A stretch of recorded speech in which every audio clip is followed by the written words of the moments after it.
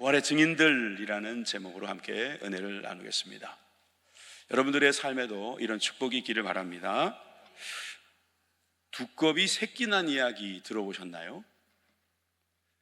두꺼비가 좀 그렇게 생겼어요. 그래서 걱정하지 마세요. 두꺼비 안 보여드릴 테니까. 그리고 이 두꺼비랑 있었던 이야기는 뱀이 등장합니다. 뱀도 제대로 된 뱀 안 보여드릴 테니까 찌푸리지 마세요. 자, 두 마리의 두꺼비와 뱀이 등장합니다. 짜잔.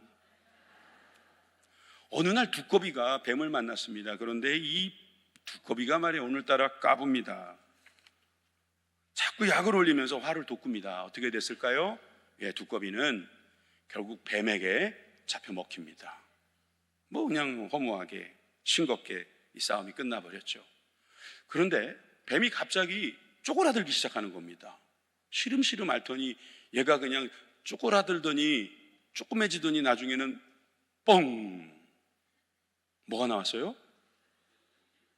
새끼 두꺼비가 나와버린 겁니다. 좀 웃어주시는 분들은 고마운 분, 아는 분들, 에이 저런 게 어딨어 이러시는 분. 이유를 알고 보니까 뱀의 속살을 이 엄마 배에서 갓 나온 두꺼비가 갉아먹고 결국 뱀은 죽고 그 안에 있는 두꺼비가 산다라는 거예요. 사실 이 자연세계에 죽었다가 살아나는 일은 없습니다. 상징이지요. 사실 상징으로서는 우리가 계란을 쓰기도 합니다만 오늘은 한번 이 두꺼비 새끼 낳는 이야기로 한번 여러분들이 부활을 생각해 보시면 좋겠어요.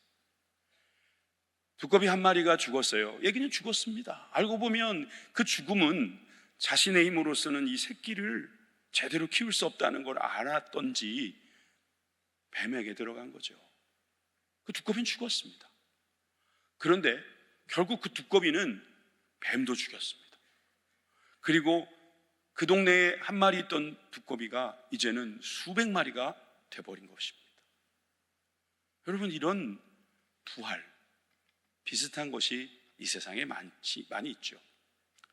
대지에 얼어붙은 것 같은, 아니 바짝 말라서 다시는 어떤 생명도 없을 것 같은 그런 대지에 새싹이 돋아나고 그 마른 가지에 그 열매를 위한 꽃이 피고 잎사귀가 돋는 거 여러분 보셨죠? 답이 없는 거 보니까 지금 앞만 보고 가십니까? 좀 보세요. 보세요. 얼마나 아름답습니까? 저는 1년 중 이때가 가장 아름답다고 생각합니다. 할렐루야! 주님 좋은 계절에 부활하셨어요. 여러분, 죽어 있던 것은 이렇게 부활하는 겁니다. 제가 명언 하나 할까요? 겨울은 절대로 봄을 이길 수 없습니다. 겨울은 결국 봄에게 그 자리를 내놓게 돼 있는 거예요. 여러분, 우리 주님은 생명을 더욱 풍성하게 하실 것입니다. 그래서 죽음을 어떻게 하십니까? 죽음을 죽이시는 겁니다. 죽음을 어떻게 죽여요? 사람이 어떻게 죽음 앞에서 당당할 수 있습니까? 죽음을 죽일 수 있어야 당당할 것입니다. 그래서 예수님께서는 이 죽음을 죽일 수 있다, 사망 권세를 이길 수 있다는 것을 우리들에게 보여주셨습니다.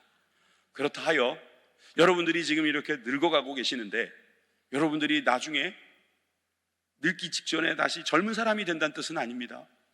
여러분들이 돌아가신 부모님들 기도한다고 돌아온다는 뜻은 아닙니다. 여러분들이 기억해야 될 것은 예수님의 그 부활 사건이 우리들의 신앙에 어떤 능력과 의미가 있는지를 제대로 아는 것이 중요하다는 것입니다.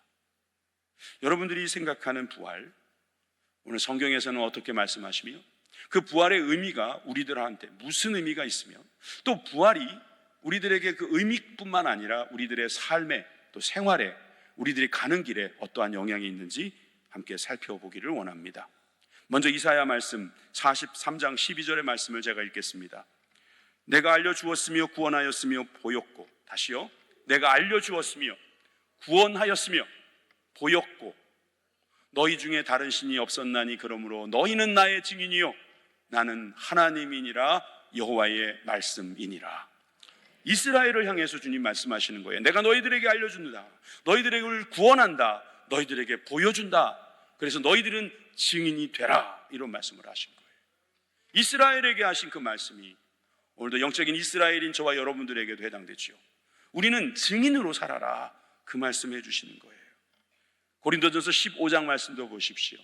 이 부활장인 고린도전서 15장에서는 주님의 다시 살아나심이 어떤 깊은 의미가 있는지를 자세히 설명해 주고 있지 않습니까?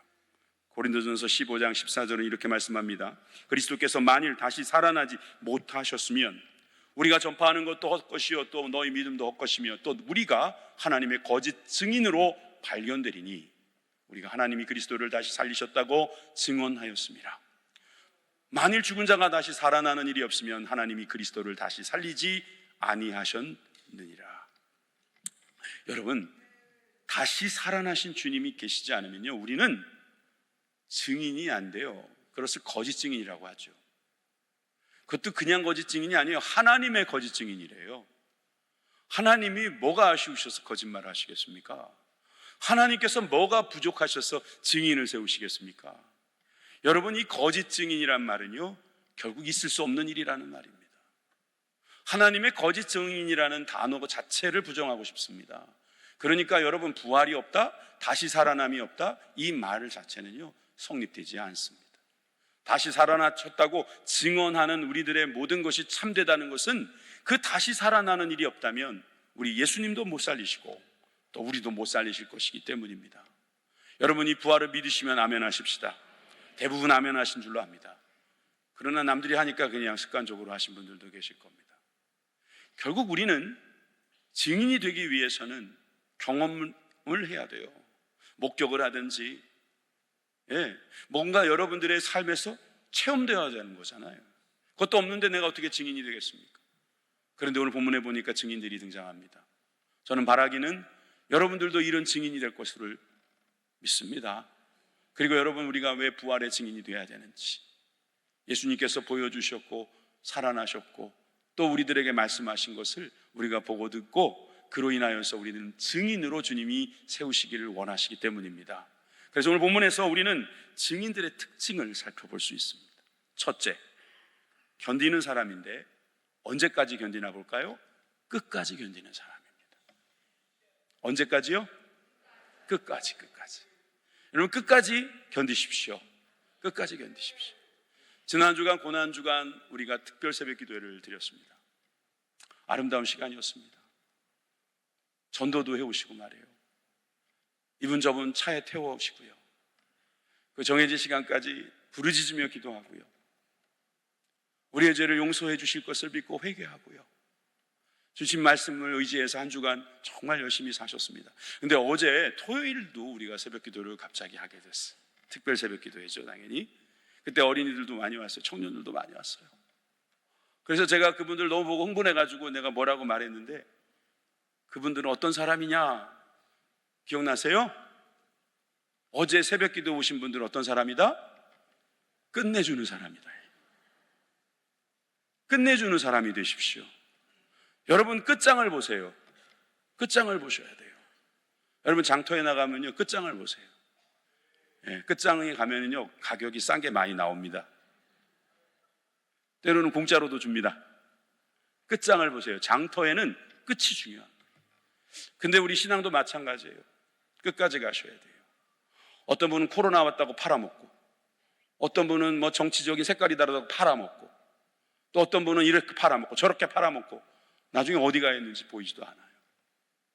끝까지 견디지 못한 거죠. 그 사람은 증인이 될 수 없습니다. 여러분, 증인은 이렇습니다. 끝까지 따라갑니다. 오늘 본문에 등장하는 세 여인을 한번 보세요. 16장 1절입니다. 같이 읽겠습니다.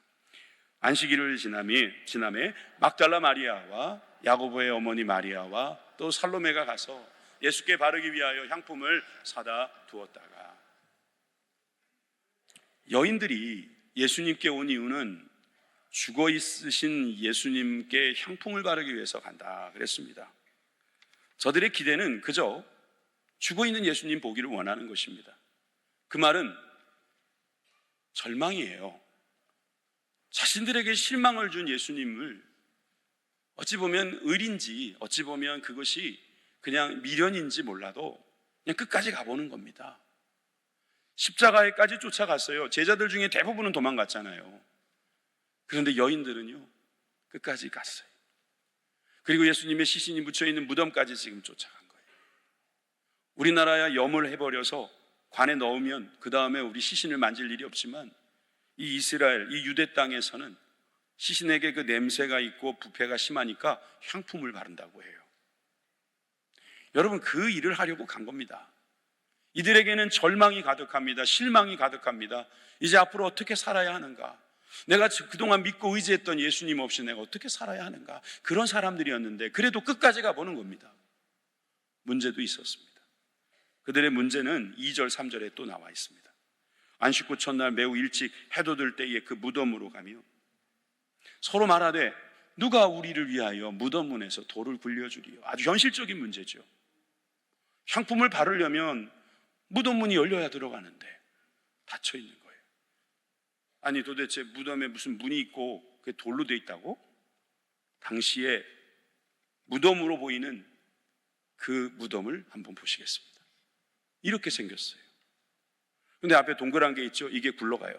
굴러가라. 제가 한번 조작을 해봤어요. 그 굴러가는 거예요. 여러분, 이렇게 굴리는 게 쉬울 것 같죠? 근데 저 돌이 얼마나 무거운 거냐면 높이가 한 1m 50cm 정도, 15cm가 아니에요. 1m가 넘어요. 그럼 여성들이 저거를 도저히 밀 수가 없어요. 그러니까 이 현실적인 문제에 이들은 어떠한 특별한 대안도 없이 그냥 끝까지 가보는 거예요. 저는 이런 신앙인들이 많이 있다고 생각합니다. 눈에 보이지 않습니다. 귀에 들리지 않습니다. 손에 잡히지 않습니다. 사람들은 뭐 그렇게까지 하냐고 말합니다. 그냥 돌아가셨으니까 이제 네 갈 길 가라 그럴 수도 있고, 그런 소리가 귀에 쟁쟁할 텐데 그래도 그가 믿었던 예수님, 그 소망이 아직도 남아 있었던지 그는 끝까지 가게 됩니다. 성경 말씀에 끝까지 가는 것을 우리는 믿음이라고 우리는 이해를 할 수가 있습니다. 요한계시록 20장 6절에 보니까 이렇게 말씀합니다. 이 첫째 부활에 참여하는 자들은 복이 있고 거룩하도다. 여기서 말한 첫째 부활이란 예수님의 부활을 첫째 부활로 말하는 거예요. 그 다음에도 부활한 사람들이 있습니다. 그런데 이 첫째 부활, 즉 예수님의 부활에 참여하는 사람, 즉 믿는 사람, 그 부활에 함께 동참하는 사람, 그 마음에 두는 사람, 복이 있대요. 거룩하대요. 왜냐하면 둘째 사망이 그들을 다스리는 권세가 없고, 두 번째 맞이하는 사망, 즉 우리가 관에 묻히는 그 사망이 아니라, 땅에 들어가는 그 사망이 아니라 그 이후에 경험하게 될 지옥 가는 그 둘째 사망은 더 이상 권세를 부릴 수 없다, 그 말입니다. 그들이 하나님과 그리스도의 제사장이 되어 1000년 동안 그리스도와 더불어 왕노릇할 것이다. 후천년설, 전천년설 뭐 그런 거 생각하지 마시고, 이 말씀은 일단 주님께서는 우리를 왕처럼 참으로 그 영광스러운 자리에 참여하게 할 것이다, 즉 천국을 말씀하시는 건데, 둘째 사망에 지옥으로 빠지는 사람 어떤 사람이라고요? 첫째 부활을 버린 사람이에요. 예수님의 부활을 던져버린 사람이에요. 참여하지 않은 사람이에요. 그래서 성경은 우리들에게 끝까지 견디라고 말씀하십니다. 다 같이 읽겠습니다. 마태복음 24장 13절 시작. 그러나 끝까지 견디는 자는 구원을 얻으리라. 아멘. 끝까지 견디십시오. 베드로도 끝까지 견뎠습니다. 예수님의 부활을 경험했어요. 끝까지 견딜 수 있었어요. 주님을 배신하고 3번이나 부인했지만 그는 부활하신 예수님을 만나고 끝까지 주님을 따라갔어요. 베드로전서 1장 3절에 그는 이렇게 우리들에게 말합니다. 우리 주 예수 그리스도의 아버지 하나님을 찬송하리로다. 그의 많으신 국률대로 예수 그리스도를 죽은 자 가운데서 부활하게 하심으로 말미암아 우리를 거듭나게 하사 산 소망이 있게 하시며. 여러분, 예수님의 부활은 산 소망이라는 거예요. 여러분들 소망을 많이 가지고 있죠. 희망이라고도 말할 수 있어요. 야, 난 어떻게 하면 집이 2채가 있을까? 난 어떻게 하면 화장실을 3개를 만들 수 있을까? 나는 어떻게 하면 소위 좋은 차라는 걸 타고 다닐 수 있을까? 내가 어떻게 하면 떵떵거리고 높은 위치에 가서 그렇게 좀 사람답게 살 수 있을까? 소망이죠. 한평생 한 소망 가지고 살아보자, 그런 생각하는 사람이 있어요. 돈이 소망이고 사람이 소망이고 자리가 소망이고 뭐 능력이라는 게 소망이라고 말할지 모르지만 여러분, 그건 다 그냥 죽은 소망이에요. 예수님의 부활하신 이 산소망에 비하면 말입니다. 여러분, 우리가 언젠간 다 죽잖아요. 이 죽음이 사실 우리한테 가장 큰 문제잖아요. 우리가 해결하지 못하는, 인류가 가장 힘들어하는 병이 뭡니까? 죽음이라는 병입니다. 가장 큰 욕도 죽여버리겠다는 욕이에요. 여러분, 많은 사람들이 당당한 척하고 대단한 척하지만 죽음 앞에서는 누구도 연약할 수밖에 없어요. 왜냐하면 죽음이 끝인 줄 아니까. 그런데 여러분, 예수님의 부활을 경험한 사람은 산 소망이 있습니다. 소망이 살아있어요. 소망도 좋은데 이게 살아있는 소망이니 영원한 소망일 것입니다. 여러분, 그런 사람은 어떤 사람이라고요? 끝까지 견딘 사람이에요. 그 사람은 증인의 반열에 오를 것입니다. 두 번째는 하나님의 무엇을 입은 사람인가?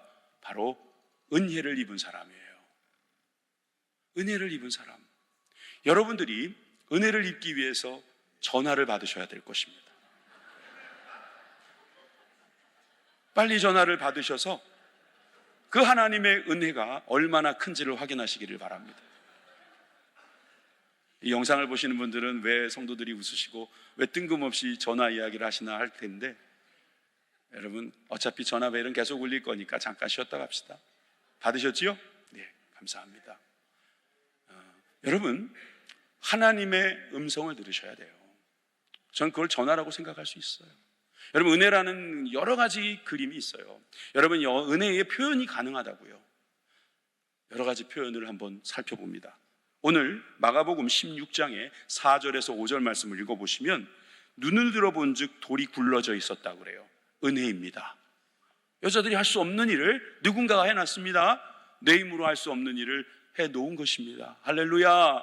은혜입니다. 이 건물 누가 지었습니까? 제가 안 지었습니다. 여러분들이 지었나요? 예, 여러분들 지었겠죠. 은혜입니다. 그런데 여러분 힘으로 지어지지 않았죠. 예, 은혜이죠. 우리의 모든 것을 다 드린들 우리가 가지고 있는 거 이거 다 준비할 수 있습니까? 은혜입니다. 그것처럼 여러분, 우리가 천국 갈 수 있습니까? 갈 수 있습니다. 왜? 주님이 만들어 놓으셨기 때문에, 벌써 옮겨 놓으셨기 때문에. 은혜란 그런 것입니다. 벌써 해 놓으신 거예요. 천국을 벌써 만들어 놓으셨고 우리들을 기다리고 계신다고 하는 그 벌써 옮겨진 하나님의 은혜를 경험하시기 바랍니다. 또 5절에도 보니까 흰옷을 입은 한 청년이 있었다 그랬어요. 아까 목사님께서 읽어주셨던 그 말씀에도 보니까 흰옷 입은 사람이라고 그랬어요. 마치 번개 같은 모양이라고 그랬어요. 막 너무 두려워할 만큼의 그런 신비로운 사람이었어요. 왜 청년이라고 표현했는지는 모르겠어요.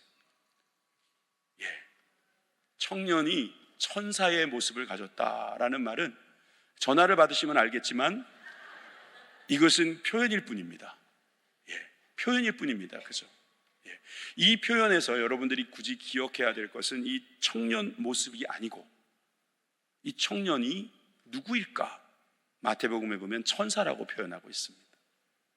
이 천사는 결국 하나님께서 메시지를 보내기 위해서 보낸 배달원입니다.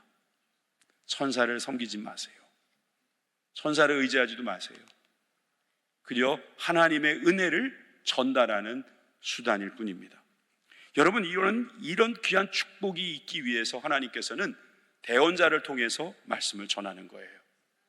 대언자가 하는 말을 들으십시오. 6절에서 7절입니다. 그 천사가 하는 말을 들어보세요. 청년이 이르되, 다 같이 읽습니다. 시작. 놀라지 말라. 너희가 십자가에 못 박히신 나사렛 예수를 찾는구나. 그가 살아나셨고 여기 계시지 아니하니라. 보라, 그를 두었던 곳이니라. 가서 그의 제자들과 베드로에게 이르기를 예수께서 너희보다 먼저 갈릴리로 가시나니 전에 너희에게 말씀하신 대로 너희가 거기서 배우리라 하라. 좀 더 보여주세요. 이 청년, 천사가 뭐라고 말하냐면 놀라지 말래요. 여러분, 놀라지 마세요. 예수님이 지금 사라지셨다, 누가 훔쳐간 게 아니라는 거예요. 그럼 뭡니까? 살아나셨다는 겁니다. 그들이 온 이유를 압니다. 그리고 살아나셨다고 알려줍니다. 여러분, 하나님은 우리들에게 말씀으로 정보를 주십니다. 약속을 주십니다. 앞으로 미래에 일어날 것에 대한 말씀을 주십니다. 계시지 아니하다라고 하는 지나간 일에 대한 말씀을 전해주기도 합니다. 이제 그분이 누워있던 이곳을 보라는 거예요.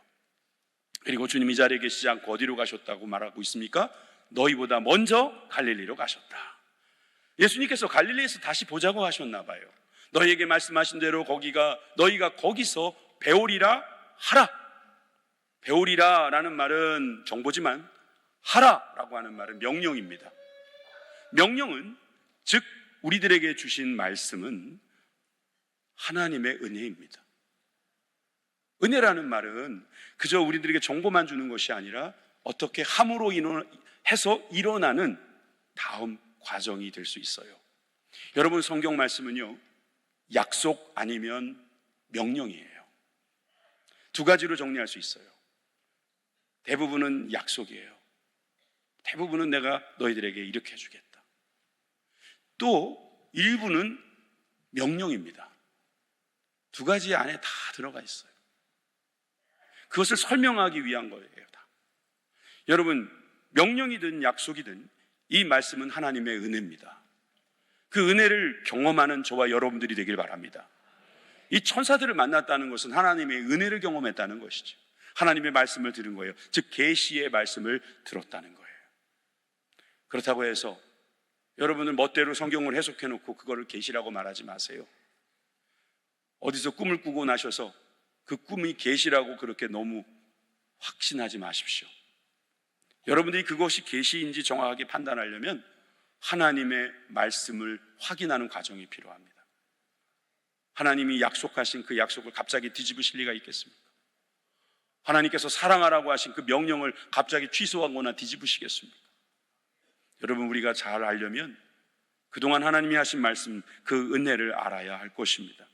그래서 여러분, 이 여인은 은혜를 받았어요. 다시 말해서 계시를 받았어요. 그런데 어떤 현상이 일어났을까요? 8절 다 같이 읽어보십시오. 여자들이 몹시 놀라 떨며 나와 무덤에서 도망하고 무서워져 하여 아무에게도 아무 말도 하지 못하더라. 이 짧은 말에서 이 여인이 얼마나 두려워했는지 알 수 있어요. 마태복음에서는 꼼짝도 못했다 그래요. 놀라 떨며 도망하고 무서웠을 때, 제가 그 자리에 있었어도 그랬을 거예요. 아니, 도대체 이 사람은 누구이며 이 말이 도대체 무슨 말인고? 여러분, 우리가 그리스도인이 됐다는 건 뭔지 아세요? 놀라는 거예요. 놀라는 거예요. 하나님 말씀을 볼 때마다 놀라는 거예요. 일어나는 일들이 놀라운 거예요. 아니, 얘가 이렇게 컸어? 애가 큰 거 보고도 그렇게 놀라시는 분들, 주님께서 하시는 일을 보고 놀라시길 바랍니다. 주님의 이름이 기묘자라고 했습니다. 영어로 원더풀이에요. 원더풀. 너무 놀라운 거예요, 여러분. 여러분들이 신앙생활에 놀라운 일이 없습니까? 여러분들의 눈에 문제가 있는 거 아닐까요? 주님은 여러분들의 삶을 놀라운 길로 인도해 주시는 거예요. 두려워했다 그래요? 예, 주님 두려워해야죠. 정말 주님을 만난 사람이라면 그 두려움에 잠시도 가만히 있지 못할 겁니다. 진짜 하나님의 은혜를 경험한 사람의 모습입니다. 예수님께서 한 번은 예루살렘에 가는 길이 있었습니다. 마가복음 10장 32절에 이렇게 기록되어 있습니다. 예루살렘으로 올라가는 길에 예수께서 그들 앞에 서서 가시는데 그들이 놀라고 따르는 자들이 두려워하더라. 앞뒤 설명 좀 줄이고 말씀드립니다. 사람들은요, 예수님이 갑자기 앞에 나타나셔 걸어가는 것만 봐도 놀랍니다. 어느 날 갑자기 여기 계시고 어느 날 갑자기 저기 계시고 이런 말씀하시고 저런 말씀하시면 놀랄 수도 있어요. 놀라시길 바랍니다. 내가 솔직히 교회에다가 예수님 두고 왔는데 집에 갔더니 예수님이 계시네? 놀라시길 바랍니다. 우리 집에서도 예수님의 말씀이 필요하네? 놀라시기를 바랍니다. 여러분, 교회에서도 예배 드렸지만 집에서도 예배를 드리고 계십니까? 놀라시기를 바랍니다. 아니, 집에만 계시는 줄 알았더니 직장에도 예수님이 계시네? 할렐루야. 놀라시기를 바랍니다. 두려워하시기를 바라요. 그 사람이 증인이에요. 그 사람이 증인이에요. 예수님을 생각할 때 아무 감정이 없습니까? 하나님의 은혜가 없는 겁니다. 하나님의 은혜를 입은 사람은 놀랍고 두려워서 주님 앞에 증인이 안 될 수가 없어요. 세 번째, 연약함에도 뭐 하는 사람? 순종하는 사람이라요. 순종. 연약하지요. 여자들이 얼마나 연약합니까? 부족하지요. 누구도 알아주지 않습니다. 성경이 왜 진리, 진실인 줄 아세요? 여자들을 증인으로 세웠다는 점이 그렇습니다. 이걸 조작한다면, 이것을 만약에 우리가 쓴다면 남성 위주로, 귀족 위주로, 그리고 믿을 만한 지식인 위주로 증인을 세웠을 것입니다. 근데 그 당시에 사람 중에 가장 낮은 사람이 여자였단 말이에요. 그 여자들을 증인으로 세운 거예요. 이것은 성경이 사실이라는 것을 반증하는 것입니다. 이건 증거가 확실하기 때문이다 이 말이에요. 넘치고 넘쳐서 여자들까지도 세울 수 있는 이런 축복일 거예요. 여러분, 그렇다면 여러분, 이 여인이 어떤 여인인가 한번 살펴볼까요? 16장 9절입니다. 예수께서 안식 후 첫날 이른 아침에 살아나신 후에 7 귀신을 쫓아내어 주신 막달라 마리아에게 먼저 보이시니, 여기서 먼저 안식 후 첫날이라는 말이에요. 이게 참 자주 나옵니다. 예수님이 부활하신 내용에는 항상 안식 후 첫날, 안식 후 첫날, 안식 후 첫날 그래요.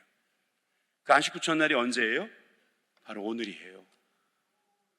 왜 개신교는 일요일을 주일로 삼았는가? 우리는 이걸 또 안식일이라고 부르는 분이 있는데, 정확하게 말하면 안식일이 아니에요. 안식일은 토요일이고, 참된 안식 되신 예수님이 부활하신 날을 기념하기 위해서 일요일에 우리는 안식 후 첫날, 즉 일요일에 우리가 예수님을 예배합니다. 하나님을 예배합니다. 부활의 승리를 기념합니다. 자, 그게 오늘인데, 자, 안식 후 첫날에 나타난 이 막달라 마리아, 그 여인들 중에 한 사람인 막달라 마리아, 어떤 여인입니까? 7 귀신이 들렸던 여인이라는 거예요. 그분에게 예수님은 처음 나타나셨어요. 그 많은 제자들이 있고 많은 사람들이 있는데, 그 중에서 가장 연약한 여인, 가장 문제가 많고 부족한 이 여인에게 나타나셨다는 거죠.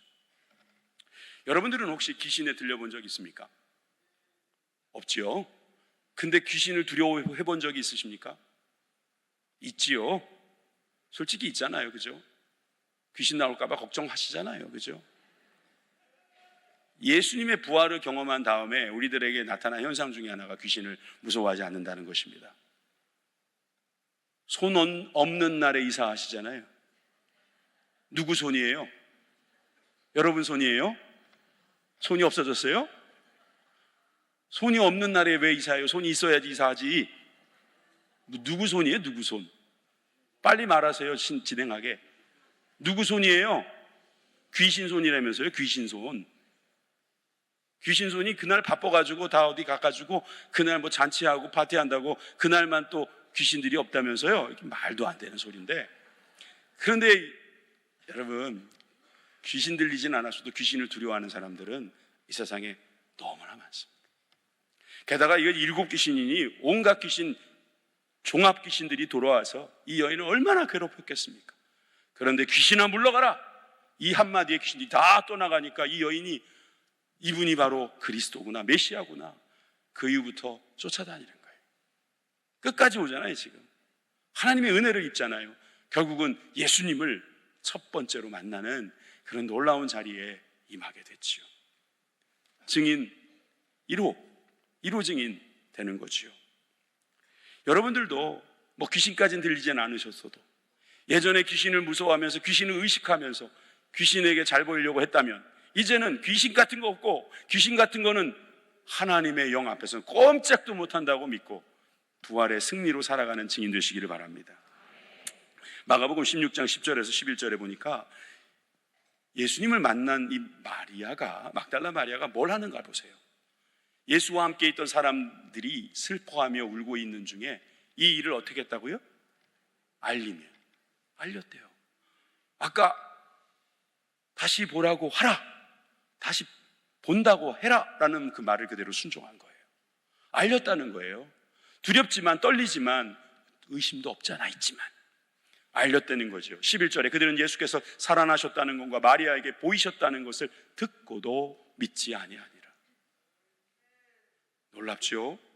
왜 막달라 마리아가 말하면 안 믿을까요? 막달라 마리아 말 때문에 안 믿은 게 아니라 어떻게 죽은 사람이 살아났느냐? 거기에 묶여있고 거기에 갇혀있는 사람들은 듣고도 믿지 않습니다. 믿지 않는 것이 이상할 건 없습니다. 오죽하면 마태복음 28장에도 예수님이 부활하신 다음에 가르치는 그 자리에 같이 있었던 제자들도요, 어떻게 했다고요? 28장 16절 17절에 보니까 11제자가 갈릴리에 가서 예수께서 지시하신 산에 이르러 예수를 배우고 경배하나 아직도 의심하는 사람들이 있더라. 오늘 설문조사에 보면 여러분 솔직하게 적는다면 내가 어떻게 부활을 믿을 수 있는가 하시며 나는 미안하지만 참 안타깝지만 못 믿겠다고 체크하는 분들 여기에 분명히 계실 겁니다. 이상하게 생각해요? 아니요, 전 이상하다고 생각하지 않아요. 예수님을 똑바로 보고 있는 사람도 의심하고 있는데 저분 혹시 다른 사람 아니야? 예수님의 쌍둥이 동생 아니야? 어떤 분이 제가 전도하는데 예수님 보여달래요. 보여주면 믿겠대요. 보여주면 진짜 믿을까요? 자기가 믿고 싶은 것만 믿기로 했잖아요, 우리는.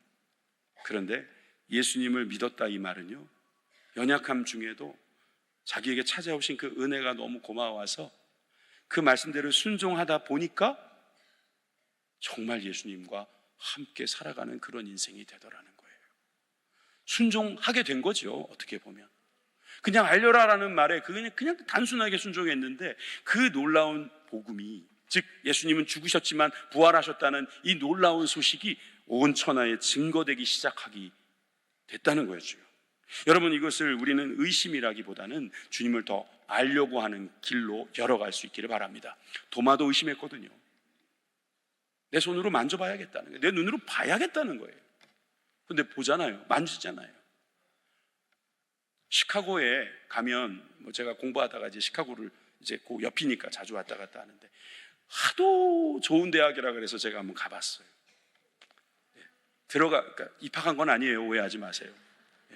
그 지나가면서 갔는데 누가 그러더라고요. 옆에 제가 아는 한국인인데 저 사람이 노벨상을 받은 사람이라는 거예요. 그 운동장에서 노벨상 받은 사람이 축구하고 앉아있어요. 앉으면 안 되겠죠. 축구하고 있어요. 우리나라는 한 명도 없는 노벨상 경제학 무슨 수상자들이 거기서 그렇게 공부하는 대학이 시카고 대학이에요. 그런데 이 시카고 대학의 졸업자 중에 한 사람이 시카고 트리뷴 기자가 됐고 또 거기서 아주 왕성한 활동을 하고 있었는데 그 아내가 어느 날 예수님을 믿기 시작한 거예요. 예수님을 경험하고 예수님의 사랑을 잔뜩 받으니까 너무 신앙 생활에 집중하는 걸 보고 이 사람이 갑자기 생각이 들어왔어요. 도대체 저런 광신도들이 왜 자꾸 나타나는 걸까? 예수님이 죽었다가 살아난다? 예수가 죽었다 살아났다는 말은 말도 안 되는 일이 아닌가? 그래서 그가 연구하기 시작하지요. 조사하기 시작합니다. 물론 여러 사람들을 다 만나는 과정에 신학자도 만나고요, 과학자도 만나고요, 의학자도 만나고 다 만났어요. 긴 얘기 줄이면 결국 그는 결론을 내립니다. 그 결론의 말이 이거죠. 당신이 이겼습니다. 의심할수록 결국 증거가 튀어나오는 거예요. 증거가 튀어나오는 거예요.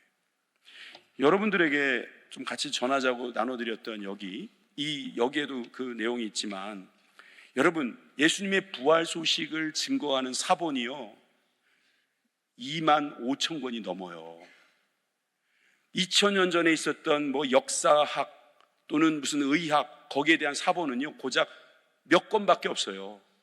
그런데 성경은 2만 5천 권이 넘는다고요. 여러분, 그건 뭘 의미하는 거겠습니까? 이건 사실이었다는 거예요.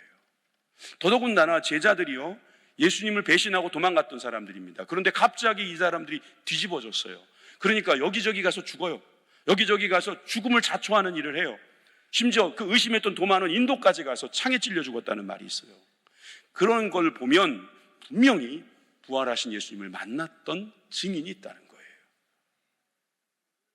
예수님을 살아계실 때도 보았고 죽으시는 모습도 보았고 그리고 다시 부활하신 모습도 봤는데 어떻게 그 사람들이 두려워하겠어요? 때로는 사자의 밥이 되기도 하고 때로는 송진에 묻혀서 타 죽으면서도 그 기름이 온 동네에 밝히는 등유가 돼도 그들은 여전히 주님을 찬양하면서 그 자리에서 죽어갑니다. 끝까지 예수님을 믿겠다고 절대로 배신하지 않습니다. 왜? 부활하신 주님을 만났기 때문에. 그보다 더 큰 증거가 어딨냐 이거예요. 여러분, 이 증거 이 증거만 가지고 우리 증인이 될 수 있을까요? 아니요. 여러분, 순종하셔야지 증인이 됩니다. 왜? 주님께서는 주님을 배웠고도 경배는 하지만 의심하는 사람이 있기 때문에. 의심은 여전히 남아있어요. 아직 주님 내가 어떻게 과학으로 믿을 수 있겠습니까? 그러나 주님께서 보고 들은 대로만 전하라는 거예요. 여러분들이 변화됐습니까? 예, 그것만 전하면 돼요. 여러분들이 예전에 믿기 전에는 이랬는데 지금 믿고 나니까 이렇게 되셨어요? 여러분, 그러면 그 얘기만 해도 돼요. BC, AD 이것만 하시면 돼요. 너희는 이 모든 일의 증인이라. 이게 무슨 말입니까? 누가복음 24장 결론이에요. 누가복음의 결론이에요. 누가복음 24장 48절에 너희는 이 모든 일의 증인이라. 그런데 이 누가는 사도행전도 썼다 그랬지요. 2장 31절에 보니까 이 미리 본고로 그리스도의 부활을 말하되 그가 음부에 버림이 되지 않고 그의 육신이 썩임을 당하지 아니하리라 하더니 이 예수를 하나님이 살리신지라 우리가 다 이 일의 증인이다. 증인들이 나가기 시작해요. 그 다음 장 사도행전 3장 15절에도 생명의 주를 우리가 죽였다 이거예요. 유대인들이 죽였어요. 그러나 하나님이 죽은 자 가운데서 그를 살리셨으니 우리가 이 일의 증인이다. 이 증인이에요, 증인. 여러분, 이 일이 뭡니까? 주님이 부활하셨다는 거예요. 왜 죽으셨습니까? 우리 죄 때문에 죽으셨다는 거예요. 여러분, 이 부활의 증인이 되시기를 주님의 이름으로 축원합니다. 연약함에도 순종한 많은 제자들, 부족함에도 불구하고 사람들이 인정해 주지 않음에도 불구하고 자기가 경험한 예수님을 증거하는 그 사람들로 인하여서 이 세상은 복음으로 이제 더욱 넘치게 될 것입니다. 미국에 이민을 간 정범진이라고 하는 한국인이 있습니다. 알렉스 정이라고 하죠. 이분이 미국의 최연소 부장 판사가 아니고 검사예요. 검사. 제가 잘못 적었어요. 뉴욕 브루클린 검찰청의 기록대로 최연소 부장 검사가 되었답니다. 그런데 이 사람이 어떤 일이 있었냐면은 법과대학원에 다니면서 교통사고로 인해서 보시다시피 휠체어를 탈 만큼 큰 사고를 당하게 됐습니다. 아무리 건강해도 지금 저렇게 생기신 거 보니까 잘생겼잖아요. 1m 거의 80도 되고 얼굴도 잘생기고, 예. 법학 공부를 하니까 얼마나 머리도 좋겠어요. 그런데 이제 죽게 생긴 거죠. 끝났다고 생각한 거예요. 하루는 퀸즈 공원 묘지에 가게 되고 거기서 죽은 자들을 보니까 더 이상 살아서 무엇하나, 죽어야겠다 이런 생각이 드는데 갑자기 이런 소리가 들려오는 것 같다는 거예요. 알렉스, 나는 너를 살리기 위해서 십자가를 선택했고 부활했는데 너는 왜 죽음을 선택하느냐. 이것을 그는 하나님의 음성으로 생각했어요. 그리고 자기는 거기서 예수님을 만났다고, 주님을 만났다고 고백하게 되는 것입니다. 그리고 희망을 그 마음에 불어넣고 이 중증 장애를 딛고 말한 대로 최연소 부장 검사가 될 수 있었다. 그는 고백을 하는 겁니다. 저는 한 사람이 어떤 직업적인 성공을 이야기하는 게 아니에요. 예수님께서 십자가에 죽으신 것만 해도 그래요. 그 고통을 우리가 묵상하면서 얼마나 힘드셨을까 하긴 하는데, 여러분, 예수님이 그 육체의 고통 정도로 지금 고통스러워하셨을까요? 이 잔을 옮겨주십시오, 이 말을 왜 하셨을까요? 왜? 고통이 싫으셔서요. 그럼 고통이 도대체 무슨 고통인데요? 예수님이 당하시는 고통보다 더 큰 고통을 당하는 사람이 이 세상에 없었을까요? 그럼 그 사람들은 예수님보다 더 큰 고통을 당했으니까 더 위대한 사람이라고 말하고 싶나요? 아니요. 여러분, 예수님이 당하신 육체의 고통은 단순히 육체의 고통으로 볼 수 없어요. 주님과 떨어지는 고통이에요. 주님과 한 몸이셨는데 떨어지는 고통이에요. 우리는 주님과 떨어져도 아무 느낌 없지요? 그게 왜 그런 줄 아세요? 죄가 있어서 그래요. 그런데 온전하신 하나님은 떨어지는 그 고통, 지옥에 내려가셔야 되거든요. 우리 대신 지옥에 내려가셔야 되는 그 고통은 주님과 떨어지는 고통이란 말이에요. 그 둘째 사망, 즉 주님과의 단절, 이것을 주님께서는 너무나 힘들어 하신 거죠. 그런 가운데서도 주님은 십자가를 선택한 거예요. 왜? 알렉스 때문에? 아니요. 여러분들 때문에, 저 때문에, 우리 모든 인류 때문에 주님은 죽으신 거예요. 이 세상 모든 사람이 의인이고 당신 한 사람만 죄인이라 할지라도 주님은 당신을 위해서 죽으셨을 거라, 이 말이에요. 그리고 주님께서 여러분들에게 오셔서 말씀하실 거예요. 내가 너를 위해서 죽었고 너를 위해서 부활하셨는데 넌 왜 자꾸 죽으려고만 하니? 왜 자꾸 죽으려고만 하니? 최재천 교수라고 요즘 많이들 그분 강의 듣더라고요. 이분도 굉장한 지성인이죠. 내 아내가 김성진 지휘자님처럼 교회에서 성가대 지휘를 하고 계셔서 이분이 그렇게 안 생기셨는데 항상 예배를 드린답니다.